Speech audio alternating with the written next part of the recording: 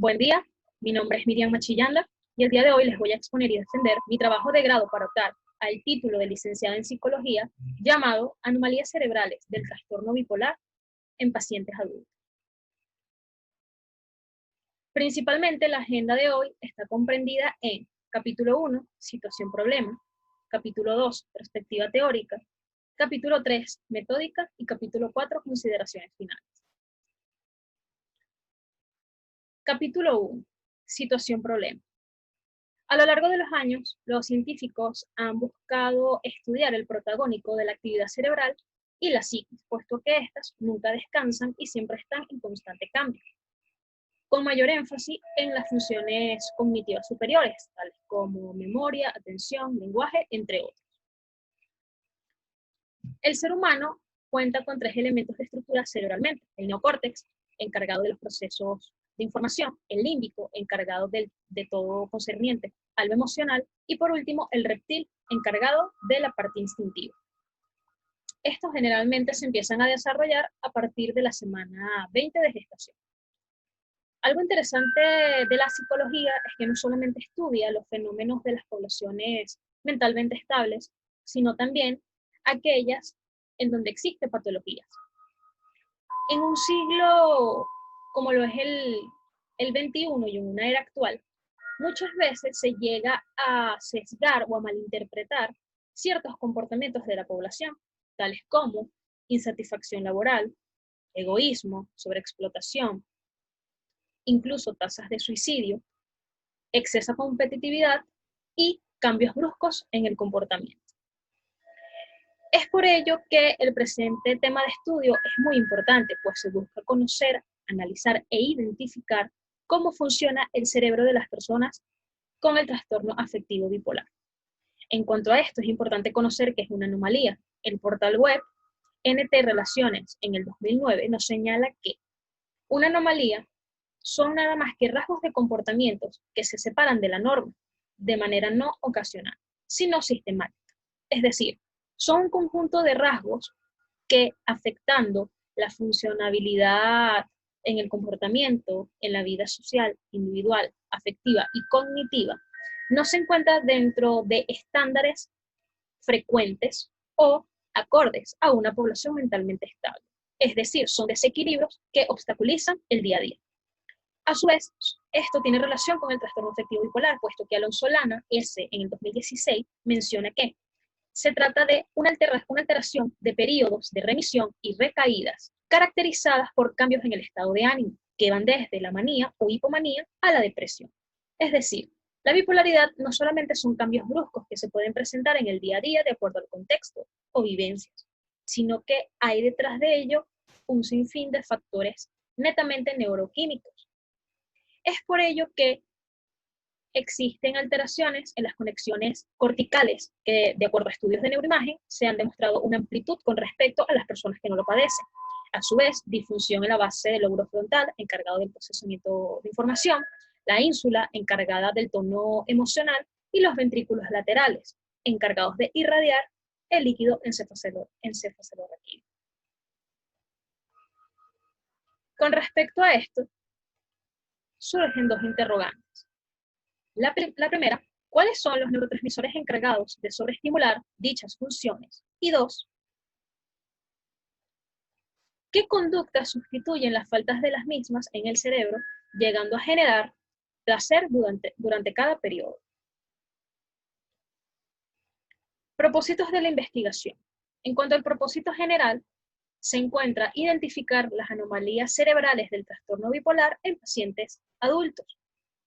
Y en cuanto a los específicos, 1, mostrar las regiones que están siendo afectadas en los pacientes con trastorno bipolar; 2, contrastar los neurotransmisores encargados de sobreestimular dichas funciones; y 3, analizar las conductas disruptivas que sustituyen las funciones de los neurotransmisores en el cerebro, llegando a generar placer durante cada periodo. Importancia de la investigación. Principalmente se busca identificar, conocer y analizar desde una perspectiva biológica, neurológica y clínica qué procesos intrínsecos están siendo afectados y tienen protagónico en el cerebro de la persona con bipolaridad. 2, ayudar a ampliar el conocimiento a aquellas personas que buscan ampliar su círculo familiar, puesto que se ha arrojado que existe una gran tasa de herencia con respecto a esta alteración. Y 3, beneficia a todo el gremio de la salud mental, específicamente a centros psiquiátricos, hospitalarios y psicológicos. Capítulo 2, perspectiva teórica. Esta alteración toma mayor énfasis debido a que se encuentran varios tipos. Según el Instituto Nacional de Salud Mental, en el 2019, cuentan 4 elementos. El primero es el trastorno bipolar de tipo 1, que se caracteriza por presentar episodios maníacos que duran generalmente una semana, bien sea todo el día o mitad de este, y a su vez presentan episodios depresivos, que suelen durar 2 semanas. Muchas veces los episodios de manía son tan intensos y duraderos que llegan a la hospitalización. También se encuentran episodios mixtos. 2. El trastorno bipolar de tipo 2, que se halla episodios de hipomanía, que son síntomas maníacos pero en menor intensidad y menor duración, y también episodios de depresión. También el ciclotímico, que presenta síntomas de ambos lados, sin embargo, su duración e intensidad es mucho menor. En los adultos, generalmente, el proceso de diagnóstico es de 2 años, y en adolescentes y niños, de 1 año. Está relacionado con el proceso hormonal de la mujer. Y por último, el no específico, que a pesar de que se representan rasgos, no encajan dentro de las categorías anteriores. Ahora bien, ¿qué son los episodios? Los episodios, según el DSM-5, no son más que los momentos o tiempo de duración en la que se logra diagnosticar y combinar ambas facetas. Para ello, esclarecen que existe el episodio depresivo mayor, caracterizado por irritabilidad, sentimientos de melancolía, falta de apetito, sentimientos de autólisis, episodio maníaco, caracterizado por verborrea, gran autoestima, muchas veces llega a presentar síntomas psicóticos, gran energía, y episodios mixtos, que es la combinación de los 2 anteriores. En cuanto a la comorbilidad, este trastorno va relacionado con la psicosis, bien sea con alucinaciones y delirios, trastornos de ansiedad, trastorno de déficit de atención e hiperactividad, abuso de sustancias y alcohol, y trastornos de la alimentación como los atracones y la bulimia. También está relacionado con factores sociales. En cuanto a las bases biológicas, a pesar de que se desconoce el gen protagónico, existen alteraciones a nivel neuroanatómico, neurofuncional y neuroendocrino. También se halla en disfunción en la reducción del hipotálamo, encargado de procesos como control de sed, orina, alimentación y temperatura corporal. Más concretamente, ¿cuáles son las áreas que están siendo afectadas? Principalmente las conexiones en el córtex orbitofrontal, encargada del tono emocional y la toma de decisiones. El córtex cingulado ventral anterior, encargado también de las respuestas emocionales, y el estriado ventral, que trabaja el proceso de aprendizaje y las funciones ejecutivas. En cuanto a las alteraciones neurofuncionales, según Brenner en el 2002 y Brescier en el 2005, existe gran relación con la neurofuncionabilidad, las funciones cognitivas y la plasticidad, alterando así el área prefrontal ventral, encargada de la percepción y expresividad emocional, la amígdala, encargada de procesos afectivos, y la conectividad interhemisférica. En cuanto a la atención, se evidencia un desajuste de acuerdo a la etapa en la que se encuentra, bien sea depresión, manía o hipomanía, estando aquí en juego la parte prefrontal. En cuanto a la ejecución, de acuerdo a Martínez Arán, en el 2000, señala que existe gran aceleración en los procesos de la fase maníaca y una disminución de los mismos procesos en el periodo de depresión.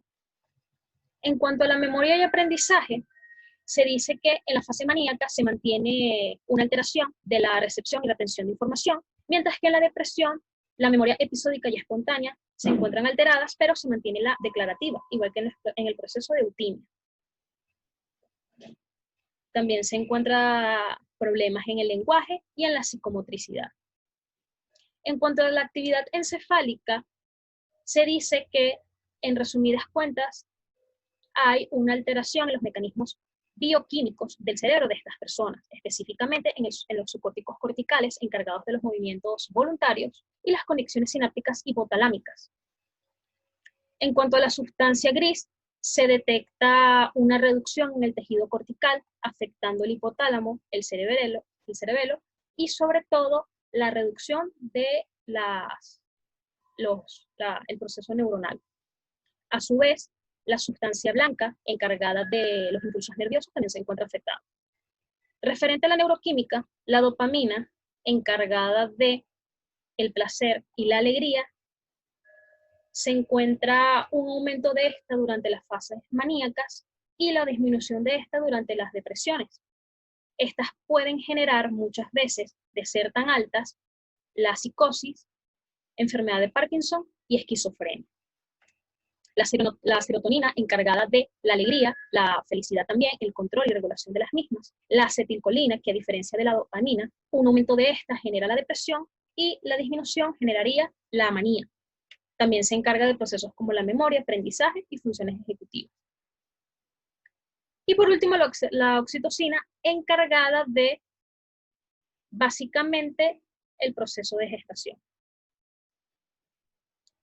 Capítulo 3. La metódica. El presente trabajo es un artículo de revisión de tipo descriptivo documental, es cualitativo, no experimental, se basó en las referencias de tesis, trabajos de grado, portales web de salud, y su procesamiento fue de la siguiente manera: la fase 1, con el desarrollo de la documentación del tema; fase 2, la selección más relevante de información; el 3, plasmar de acuerdo al sustento teórico los que vayan de acuerdo a los objetivos; y capítulo 4, la interpretación de los hallazgos y el aporte.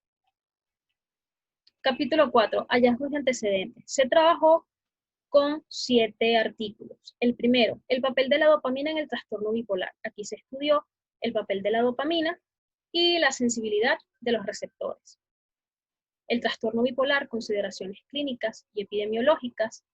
Se estudió que las personas que tienen 4 o más síntomas durante un año se llaman bipolares ciclador rápido. Otro artículo llamado trastorno bipolar. Aquí se evidencian los tipos, conceptos, causas y tratamientos, características neurológicas y bases biológicas y conceptuales del trastorno afectivo bipolar.